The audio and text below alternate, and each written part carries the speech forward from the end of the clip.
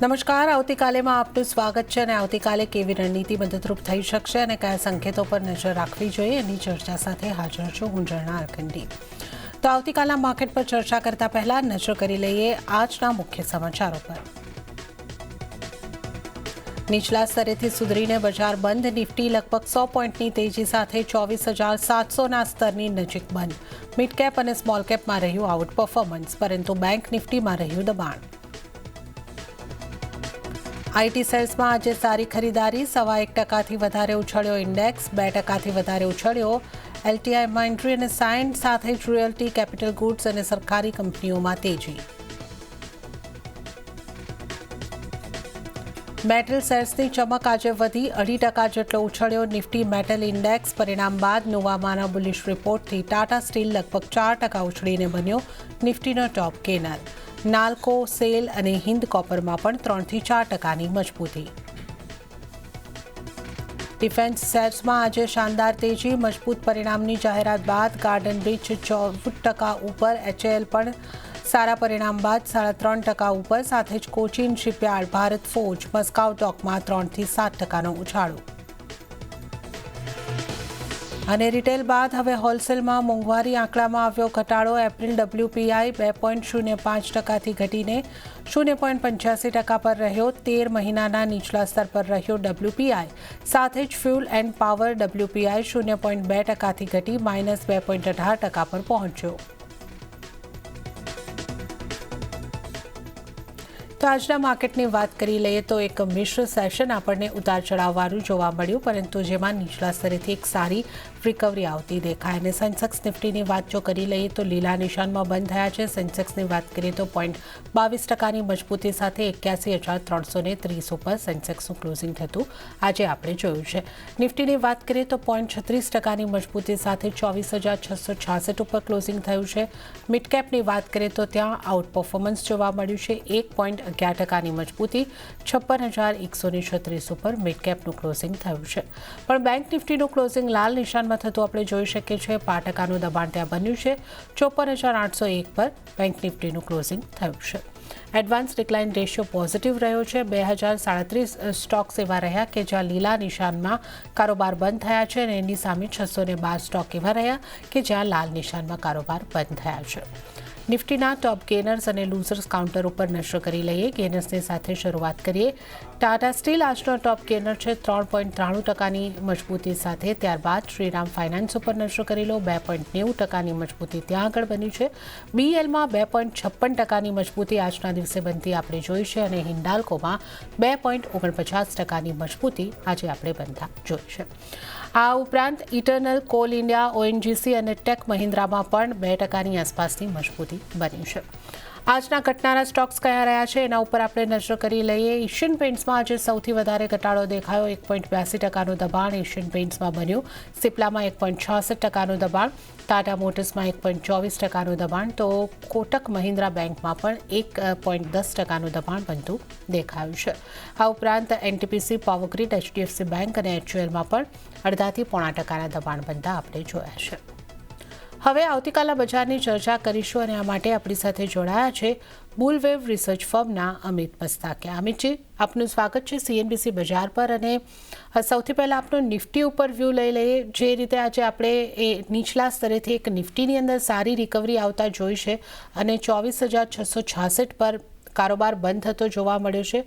Nifty ઉપર આપનો કઈ રીતનો વ્યૂ બની રહ્યો છે અને બેંક નિફ્ટીમાં આજે દબાણ રહ્યું છે, તો બેંક નિફ્ટી માટે આપ કેવી સ્ટ્રેટેજી અપનાવવાની સલાહ આપશો? નિફ્ટીમાં આપણે જોઈએ 2 દિવસ પહેલા એક સ્ટ્રોંગ વોલ્યુમ સાથે આપણે બ્રેકઆઉટ જોવા મળ્યું હતું. એક જે પ્રીવિયસ આપણો રેઝિસ્ટન્સ હતો એક 25,500-600 લેવલનું, અને એ જ લેવલ હવે એક સપોર્ટનું કામ કરી શકે છે. તો મારા માનવા પ્રમાણે નિફ્ટીમાં એક 25,500નું લેવલ, સોરી 24,500નું લેવલ એક સ્ટ્રોંગ સપોર્ટનું કામ કરશે. અને દરેક જગ્યાએ નિફ્ટીમાં બાઇંગ કરી ચાલવું જોઈએ. સ્ટોપ લોસ છે 24,400નો. તો 24,400ના સ્ટોપ લોસ સાથે નિફ્ટીમાં દરેક જગ્યાએ બાઇંગ કરી શકાય છે અને ઉપરમાં 25,000 અને 25,300ના લેવલ નિફ્ટીમાં જોવા મળી શકે છે. તો નિફ્ટી હાલમાં એક બુલિશ મોમેન્ટમમાં, મતલબ એક અપ ટ્રેન્ડમાં કન્વર્ટ થઈ ચૂક્યું છે. તો દરેક જગ્યાએ નિફ્ટીમાં એક બાઇંગની સલાહ રહેશે. જો જોઈએ આપણે બેંક નિફ્ટીમાં, તો બેંક નિફ્ટીમાં એક ટ્રાયંગલનો એક બ્રેકઆઉટ જોવા મળ્યું હતું. કે જે પ્રીવિયસ કરેક્શન હતું એક એઝ પર ઇલિયોટ વેવ એક ફોર્થ વેવ અહીંયા રનિંગ હતી અને જે એક ટ્રાયેંગલ પેટર્નમાં હતી અને એનું એક બ્રેકઆઉટ અને એક રીટેસ્ટ પણ અહીંયા જોવા મળ્યું છે આપણે.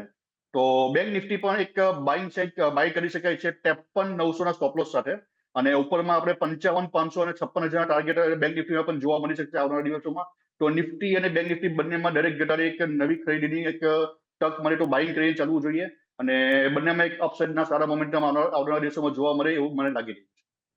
ઓકે, તો નિફ્ટી બેંક નિફ્ટી બંનેની અંદર અહીં આગળથી અમિતજીની જે સલામતી દેખાઈ રહી છે ખરીદારી તરફ રહેતી દેખાઈ રહી છે. નિફ્ટીની પહેલાં વાત કરી લઈએ. નિફ્ટીમાં ખરીદી કરીને ચાલો 24,400નો સ્ટોપ લોસ રાખવાનો રહેશે. ટાર્ગેટ 25,000 અને 25,300 સુધીના બનતા દેખાઈ શકે છે. બેંક નિફ્ટીમાં પણ ખરીદી કરીને ચાલવાની સલાહ બનતી દેખાઈ રહી છે. બેંક નિફ્ટી માટે 53,900નો સ્ટોપ લોસ અને ઉપરની તરફના ટાર્ગેટ 54,900 અને 55,000 સુધીના બનતા દેખાઈ શકે છે. તો બેંક નિફ્ટી બંને ઉપર જે સલાહ બનતી દેખાઈ રહી છે અમિતજીની ખરીદારી તરફ રહેતી દેખાઈ રહી છે. હવે અન્ય નિષ્ણાતો નિફ્ટી માટે કેવી રીતની સલાહ આપી રહ્યા છે એ પણ જોઈ લઈએ. એસએસજે ફાઇનાન્સના વિરલ છેડાની સ્ટ્રેટેજી પર નજર કરીએ.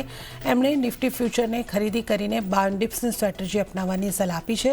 24,700ની આસપાસ ખરીદી કરો. ટાર્ગેટ 25,000નો, સ્ટોપ લોસ 24,570નો રાખવાની સલાહ વિરલ છેડા તરફથી.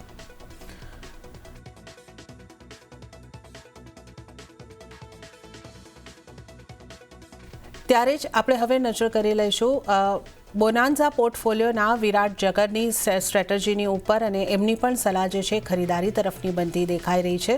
ટાર્ગેટ તેઓ જોઈ રહ્યા છે 24,900નો નિફ્ટી માટે અને સ્ટોપ લોસ 24,550નો રાખવાની સલાહ વિરાટ જગરની. તો આપણા ત્રણેય નિષ્ણાતો અત્યારે નિફ્ટી માટે એક પોઝિટિવ વ્યૂ ધરાવી રહ્યા છે. ખરીદારી કરીને ચાલવાની સલાહ બની રહી છે. હવે અમિતજી આપણી સાથે જોડાયેલા છે. એમની સાથે આપણે સ્ટોક સ્પેસિફિક અને સ્ટોક્સની ચર્ચાની શરૂઆત કરીશું. અમિતજી, આજે આપણે મેટલ સાથે શરૂઆત કરીએ કારણ કે મેટલમાં એક સારી આપણને ખરીદારી આવતી જોવા મળી અને ખાસ કરીને ટાટા સ્ટીલ માં 3.93% મજબૂતી આપણને જોવા મળી છે. જેએસડબલ્યુ સ્ટીલની વાત કરીએ તો ત્યાં પણ એક સારી મજબૂતી જોવા મળી. સેલ હોય, નાલ્કો હોય, આ બધા જ કાઉન્ટર એવા રહ્યા કે જેમાં ખૂબ સારી ખરીદારી આજે દેખાય છે. તો ઓવરઓલ મેટલ સેક્ટર આજે ચમક્યું છે. કયા સ્ટોક ઉપર ફોકસ રાખવાની તમારી સલાહ રહેશે? મેટલ સેક્ટરમાં જોઈએ તો ટાટા સ્ટીલમાં અગર આપણે નજર કરીએ તો એક 158નું એક જોઈ રહ્યું છું રેઝિસ્ટન્સ લેવલ અને ટાટા સ્ટીલ એક વીકલી ટાઈમ ફ્રેમમાં એક રાઇઝિંગ વેજ પેટર્નનું ફોર્મેશન થઈ રહ્યું છે. તો ડેફિનેટલી એક અપ ટ્રેન્ડમાં પ્રાઇસ તમને જોવા મળી શકે છે આવનારા દિવસોમાં. પરંતુ 158નું એક બ્રેકઆઉટ લેવલ છે, એક રેઝિસ્ટન્સ લેવલ છે. જો આનું બ્રેકઆઉટ હશે તો ઉપરમાં 168 અને 180 સુધીના લેવલ ટાટા સ્ટીલમાં જોવા મળી શકે છે. તો ટાટા સ્ટીલ દરેક ઘટાડે એક બાઇંગની સલાહ રહેશે. સ્ટોપ લોસ એમાં રાખવામાં રહેશે 120નો. તો જેટલી પણ નીચે મળે તો 120ના સ્ટોપ લોસથી ટાટા સ્ટીલમાં નવી એન્ટ્રી કરી શકાય છે 168 અને 180ના ટાર્ગેટ માટે. વાત કરીએ જેએસડબલ્યુ સ્ટીલમાં, તો જેએસડબલ્યુ સ્ટીલની વાત કરીએ તો મારા માનવા પ્રમાણે એક અહીંયા ઓલમોસ્ટ એક રાઇઝિંગ વેજ પેટર્નનું ફોર્મેશન અહીંયા કમ્પ્લીટ હું જોઈ રહ્યો છું અને પ્રાઇસમાં એક નેગેટિવ ડાયવર્જન્સ પણ જોવા મળી રહ્યું છે. એઝ પર વેવ અહીંયા એક ફિફ્થ વેવ ઓલમોસ્ટ કમ્પ્લીટ છે. તો હાલમાં નવી ખરીદીને આમાં એવોઇડ કરવી જોઈએ અને જો બ્રેકડાઉન થાય છે તો આમાં એક એક્ઝિટની સલાહ રહેશે. અને જોવામાં આવે તો પ્રાઇસ ઘણા ટાઈમથી એક સાઇડવેઝ પેટર્ન ઉપર અહીંયા ફોર્મેશન થઈ રહ્યું છે. તો જો પ્રાઇસ આમાં ઉપર મળે છે 1,050ની આજુબાજુ તો એક પ્રોફિટ બુકિંગની સલાહ રહેશે જેએસડબલ્યુ સ્ટીલ. ઓકે, તો અહીંયા આગળથી ખાસ ટાટા સ્ટીલની અંદર ખરીદારી કરવાની સલાહ છે. 168થી 180ના ટાર્ગેટ બનતા દેખાઈ શકે છે અને 120નો સ્ટોપ લોસ રાખવાનો રહેશે. પણ જેએસડબલ્યુ સ્ટીલમાં નવી એન્ટ્રી માટે અવોઇડ અને જો તમારી પોઝિશન છે અને બ્રેકડાઉન થતું દેખાય છે તો તમારે એક્ઝિટ કરવાનું રહેશે. તો આ સલાહ અહીંયા આગળથી બની રહી છે. આપણે ખાસ મેટલના સ્ટોકની અહીંયા આગળથી વાત કરી છે. હવે ડિફેન્સની વાત કરી લઈએ અમિતજી, કારણ કે અહીંયા એક આપણને સારી ખરીદારી આવતી જોવા મળી છે, એક સારી મજબૂતી. બીએલનું કાઉન્ટર 2.56% જેવું આપણે નિફ્ટી 50માં અને ટોપ ગેનર્સમાં જોયું છે. આ ઉપરાંત કોચિન શિપયાર્ડનું કાઉન્ટર છે 7% જેવું મજબૂત છે. મઝગાઉં ડોગ, એચએએલ આ બધા જ કાઉન્ટરમાં 3%, 4%ની મજબૂતી અહીંયા આગળથી બનતી દેખાય છે. ગાર્ડન રિચ શિપયાર્ડમાં પણ એક ખૂબ સારી મોટી અપમૂવ આવતી આપણને દેખાય છે. ડિફેન્સ કાઉન્ટરમાંથી કયા કાઉન્ટર ખાસ ફોકસમાં રાખવાના રહેશે?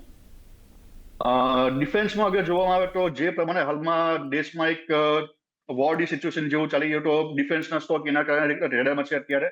તો અગર એચએલ પર જુઓ તો એચએલમાં એક આપણે ડિસેન્ડિંગ ચેનલનું બ્રેકઆઉટ જોવા મળ્યું હતું અને ત્યારબાદ ફોલોઅપ કેન્ડલ્સ અહીંયા જોવા મળી છે. અને એક જે રેઝિસ્ટન્સ લેવલ હતું 4670, એનું પણ એક સ્ટ્રોંગ બ્રેકઆઉટ આજે જોવા મળ્યું છે, વોલ્યુમ સાથે કેન્ડલ જોવા મળી છે. તો પ્રાઇસ જો 4670 ની ઉપર સસ્ટેન કરે છે તો ઉપરમાં આપણે 51,100 અને 5600 ટાર્ગેટ આ સ્ટોકમાં જોવા મળી શકે છે. તો એચએલ દરેક ઘટાડે એક નવી એન્ટ્રી કરી શકાય છે 5100 અને 5600 ટાર્ગેટ માટે. બીજી એક વાત કરીએ બીડીએલમાં,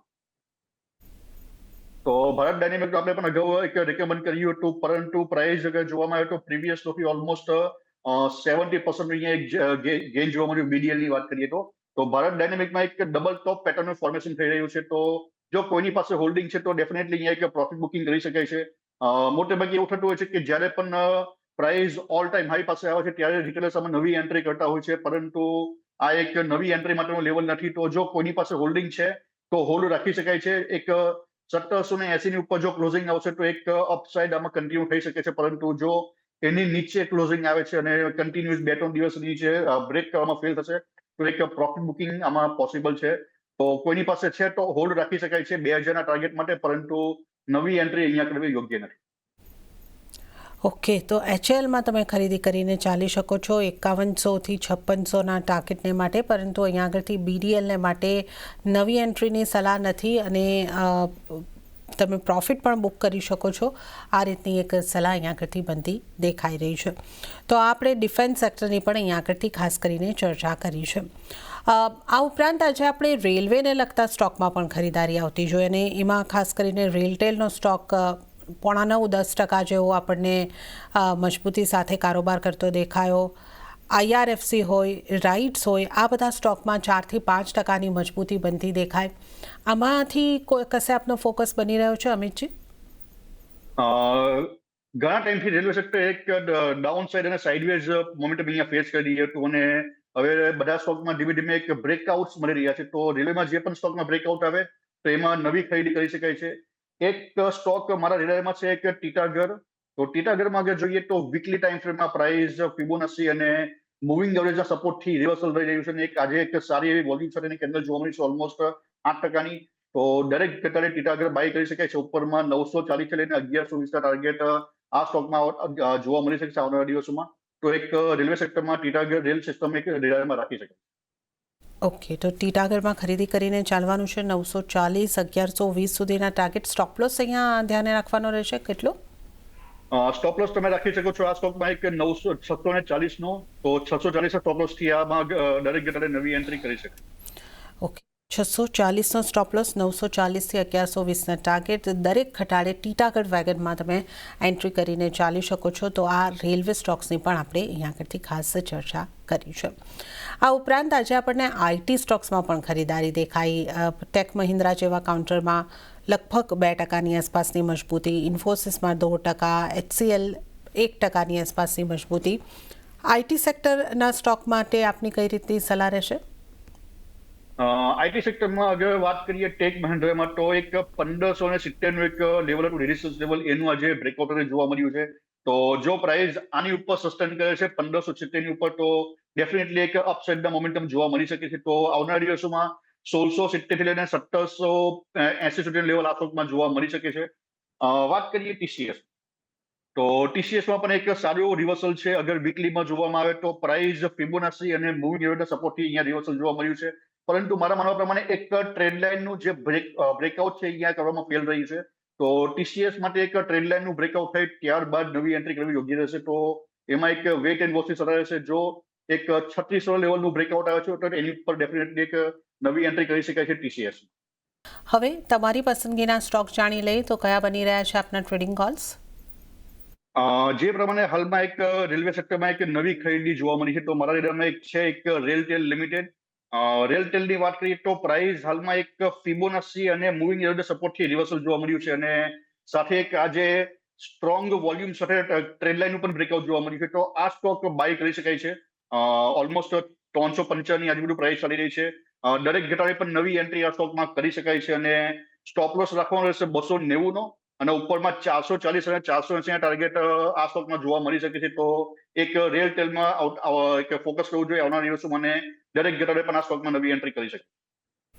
ઓકે, તો રેલટેલ ઉપર એક સલાહ બની રહી છે ખરીદારી કરીને ચાલો 355ની આસપાસથી 290નો સ્ટોપ લોસ, 440થી 480ના ટાર્ગેટ માટે ખરીદારી કરીને ચાલી શકો છો. તો આ એક વ્યૂ અહીંયા આગળથી બની રહ્યો છે. અને બીજી આપની પસંદગીનો સ્ટોક અમિતજી?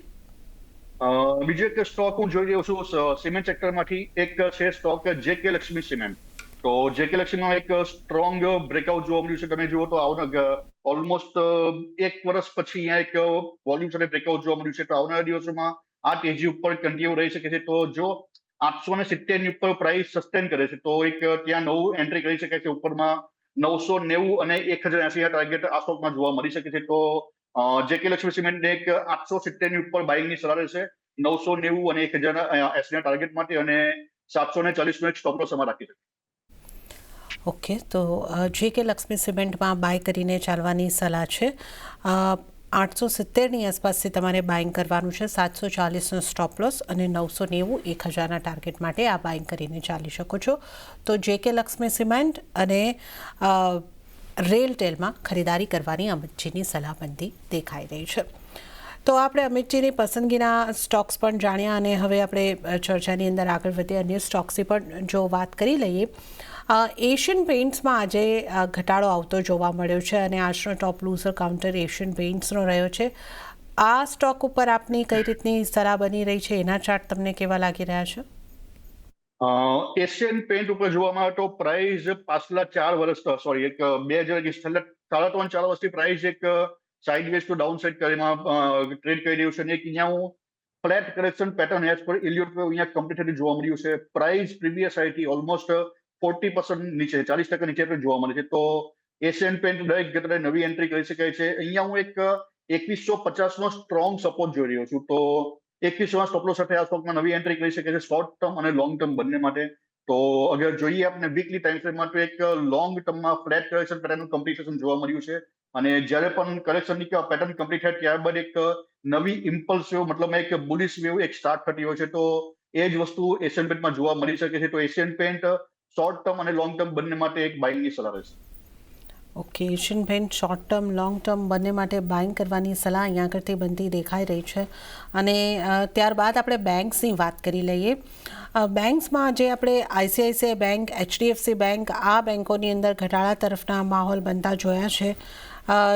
એસબીઆઈ જેવી પીએસયુ બેંકમાં પણ થોડો ઘટાડો રહ્યો છે, પણ ઇન્ડસઇન્ડ બેંક જેવી પ્રાઇવેટ બેંક લીલા નિશાનમાં પણ બંધ થતી જોવા મળી છે. કઈ રીતની આપની સલાહ રહેશે બેંકમાંથી? બેંક સેક્ટરમાં અગર નજર કરીએ તો આપણે પ્રાઇવેટ સેક્ટર બેંકમાં એક મિક્સ પરફોર્મન્સ જોવા મળ્યું છે, અને એમાં સિલેક્ટેડ સ્ટોકમાં બાય કરી શકો છો. આઈસીઆઈસીઆઈ બેંક, એચડીએફસી બેંક, આ બધા સ્ટોકમાં એક ઇમ્પલ્સ અહીંયા કમ્પ્લીટ જોઈ રહ્યો છું. તો આવનારા દિવસોમાં એક ડિક્લાઇન પોસિબલ છે પ્રાઇવેટ સેક્ટર બેંકમાં. પરંતુ એક એક્સિસ બેંક ઉપર નજર કરીએ તો એમાં એક હું નવી ખરીદીમાં એક સલાહ આપી શકું છું. તો એક્સિસ બેંક એક નવી ખરીદી આમાં કરી શકે છે દરેક ઘટાડે, અને ઉપરમાં 1285 લઈને 1330 ટાર્ગેટ આ સ્ટોકમાં જોવા મળી શકે છે. બીજી વાત કરીએ આપણે બેંક સેક્ટરમાં પીએસયુ બેંક. તો જે પ્રમાણે આપણે અગાઉ પણ વાત કરી હતી કે આવનારા દિવસોમાં પ્રાઇવેટ સેક્ટરના બેંક્સમાં એક પ્રેશર જોવા મળી શકે છે, અને પીએસયુ બેંક્સમાં એક અપસાઇડ મોમેન્ટમ જોવા મળી શકે છે. એ જ વસ્તુ આપણે જોવા મળી છે. તો પીએસયુ બેંક્સ દરેક ઘટાડે હજુ પણ બાઇંગ કરી શકાય છે, અને આમાં હજુ પણ એક અપસાઇડનો સારો મોમેન્ટમ બાકી છે એવું મને લાગે છે. તો પીએસયુ બધા સ્ટોકમાં જેમાં પણ બ્રેકઆઉટ મળે છે, રિવર્સલ મળે છે, તો દરેક સ્ટોકમાં એક નવી એન્ટ્રી કરી શકે. ઓકે, તો અહીંયા આગળથી પીએસયુ બેંકમાંથી એક સલાહ બની રહી છે, ખાસ ફોકસ કરીને ચાલી શકો છો. અને પ્રાઇવેટ બેંકમાં એક્સિસ બેંકમાં ખરીદારી કરવાની સલાહ છે. 1250, 1330ના ટાર્ગેટ અહીંયા આગળથી બનતા દેખાઈ શકે છે. તો અહીંયા આગળથી આપણે બેંકની પણ વાત કરી છે. આ ઉપરાંત જો હવે આપણે અન્ય સ્ટોક્સની વાત કરી લઈએ, અહીંયા આગળથી આપણે જો ઓટો સ્ટોક્સની વાત કરીએ, ટાટા મોટર્સમાં આજે આપણને દબાણ બનતું દેખાયું છે 1.24% જેટલું. અને અન્ય સ્ટોકમાંથી આપણે આઈસર મોટર્સના રિઝલ્ટ માર્કેટ બંધ થયા બાદ આવ્યા છે. એની ઇમ્પેક્ટ આપણને આવતીકાલે સ્ટોકના રિએક્શન જોવા મળશે. મારુતિ સુઝુકી મજબૂતાઈ સાથે 1.5% મજબૂતી સાથે બંધ થતા જોવા મળ્યા છે. અમિતજી, ઓટો સ્ટોક્સમાંથી કઈ રીતની આપની સલાહ રહેશે? અગર ઓટો સ્ટોકમાં જોવામાં આવે તો વાત કરીએ સૌપ્રથમ ટાટા મોટર્સ ઉપર. તો ટાટા મોટર્સમાં એક વીકલી ટાઈમ ફ્રેમમાં રાઇઝિંગ વેજ પેટર્નનું ફોર્મેશન થઈ રહ્યું છે, અને જોવામાં આવે પ્રાઇસ તો પ્રીવિયસ હાઈથી ઓલમોસ્ટ એક આપણે સારું ડિક્લાઇન જોવા મળ્યું છે 55%. તો એક સારું એવું હેલ્ધી ફોલ આપણે કહી શકીએ છીએ. પ્રાઇસ હમણાં જે રિવર્સલ છે તે એક મૂવિંગ એવરેજ અને ફિબોનાચી લેવલથી આપણે રિવર્સલ જોવા મળ્યું છે. તો આવનારા દિવસોમાં આ તેજી ઉપર કન્ટિન્યુ રહી શકે છે. તો ટાટા મોટર દરેક ઘટાડે નવી એન્ટ્રી કરી શકાય છે. ઉપરમાં 850 અને 930 ટાર્ગેટ માટે બાય કરી શકાય છે. તો જેટલી પણ આમાં ટાટા મોટર્સમાં ડિક્લાઇન આવે છે તો એક નવી ખરીદી માટે આમાં બાય કરી શકાય છે. બીજો એક સ્ટોક છે મધરસન સુમી. ઓટો એન્સિલરીમાં એક સારી એવી કંપની છે મધરસન સુમી અને નંબર 1 કંપની છે. એમાં પણ આપણે જે રિવર્સલ જોવા મળ્યું છે એક 200ની એવરેજથી એક રિવર્સલ જોવા મળ્યું છે વીકલી ટાઈમ ફ્રેમમાં. તો જો મધરસન પણ જો જેટલી વાર નીચે તો દરેક ઘટાડે નવી એન્ટ્રી કરી શકાય છે. ઉપરમાં 160 ને 175 ટાર્ગેટ જોવા મળી શકે છે આવનારા દિવસોમાં. તો દરેક ઘટાડે મધરસન સુમીમાં પણ એક બાઇંગની સલાહ રહેશે. ઓકે, તો ટાટા મોટર્સ અને મધરસન સુમી આ બંને સ્ટોકને તમે ધ્યાનમાં રાખીને ચાલી શકો છો. ટાટા મોટર્સમાં 850થી 930ના ટાર્ગેટ તમને બનતા દેખાઈ શકે છે અને મધરસન સુમી એટલે કે સંવર્ધન મધરસનની જો વાત કરીએ તો ત્યાં પણ ખરીદારી કરવાની સલાહ બની રહી છે. અમિતજી, સુગરને લગતા સ્ટોકમાં પણ આજે ખરીદારી આવતી દેખાય છે. આજે આપણે રેણુકા સુગર, બલરામપુર સુગર આ બધા કાઉન્ટરમાં પણ મજબૂતી આવતા જોઈ છે. સુગર સેક્ટરમાંથી કોઈ સ્ટોક પર આપની સલાહ રહેશે? આખા માર્કેટમાં તેજી છે એના કારણે આ સ્ટોક્સમાં થોડી મોમેન્ટમ જોવા મળ્યું છે. પરંતુ કોઈ પણ જગ્યા પર પ્રોપર રિવર્સલ અથવા બ્રેકઆઉટ જોવા નથી મળી રહ્યા. તો સુગર સેક્ટરના સ્ટોક્સમાં એકવાર બ્રેકઆઉટની વેટ કરવી જોઈએ. કારણ કે કોમોડિટી સ્ટોકમાં મોમેન્ટમ થોડી સ્લો આવતી હોય છે. તો પ્રોપર બ્રેકઆઉટ મળે વોલ્યુમ સાથે ત્યારબાદ જ સુગર સેક્ટરમાં નવી એન્ટ્રી કરવી જોઈએ. તો એક વેટ એન્ડ વોચની સલાહ રહેશે સુગર સેક્ટર. ઓકે, તો સુગર સેક્ટર પર વેટ એન્ડ વોચની સલાહ. પણ રિયલ એસ્ટેટમાં આપણને ખરીદારી આવતી દેખાય છે. લોધાનો કાઉન્ટરમાં એક સારી ખરીદારી આજના દિવસે આપણને જોવા મળી હતી. આ ઉપરાંત ગોદરેજ પ્રોપર્ટીમાં પણ આપણને એક મજબૂતી તરફ સાથે જ કારોબાર બંધ થતા દેખાયા છે. રિયલ એસ્ટેટ સેક્ટરમાંથી કોઈ સ્ટોક પર આપની સલાહ રહેશે? રિયલ એસ્ટેટ સેક્ટરની વાત કરીએ તો બધા જ આખું સેક્ટરમાં એક જે લાસ્ટ કરેક્ટિવ ઓલમોસ્ટ કમ્પ્લીટ જોઈ રહ્યો છું. તો આવનારા દિવસમાં રિયલ એસ્ટેટમાં એક આપને અપસાઇડ મોમેન્ટમ જોવા મળી શકે બધા સ્ટોકમાં. તો બધા સ્ટોક્સમાં એક દરેક ઘટાડે નવી એન્ટ્રી કરી શકાય છે. લોઢાની વાત કરીએ તો લોઢામાં પણ એક ઇમ્પલ્સ સ્ટાર્ટ થઈ ચૂકી છે. તો આવનારા દિવસોમાં એમાં 1520 થી લઈને 1650ના ટાર્ગેટ આ સ્ટોકમાં જોવા મળી શકે છે. બીજો એક સ્ટોક છે DLF. તો DLFમાં પણ એક હું ફ્લેટ કરેક્શન પેટર્નનો ઓલમોસ્ટ કમ્પ્લીટેશન અહીંયા જોઈ રહ્યો છું અને એક અપસાઇડની મોમેન્ટમ આ સ્ટોકમાં જોવા મળી શકે છે આવનારા દિવસોમાં. તો 830 થી લઈને 880ના લેવલ આ સ્ટોકમાં જોવા મળી શકે છે. તો દરેક ઘટાડે DLF પણ નવી એન્ટ્રી કરી શકાય. ઓકે, ઘટાડે ખરીદીની સલાહ DLFની અંદર બની રહી છે 830થી 880ના ટાર્ગેટ માટે. ત્યારે જ અમિતજી, હવે સમય થઈ રહ્યો છે આપની પાસેથી રજા લેવાનો. તો આપના કોઈ ડિસ્ક્લોઝર? આપણે ઘણા સ્ટોક ડિસ્કસ કર્યા છે. મારું એમાં હોલ્ડિંગ નથી, પરંતુ અમારા ક્લાયન્ટ એમાં હોલ્ડિંગ હોઈ શકે છે. અને thanks for inviting in show. આપનો આભાર અમારી સાથે આ શો ઉપર જોડાવા બદલ અને તમામ સ્ટોક્સ અંગે ચર્ચા કરવા બદલ. ત્યારે જ આ સાથે જ હાલ પૂરતું આવતીકાલેમાં આટલું જ. હાલ મને પણ આવશો રજા, પણ વધુ અપડેટ અને સમાચારો માટે આપ જોતા રહો CNBC બજાર. નમસ્કાર.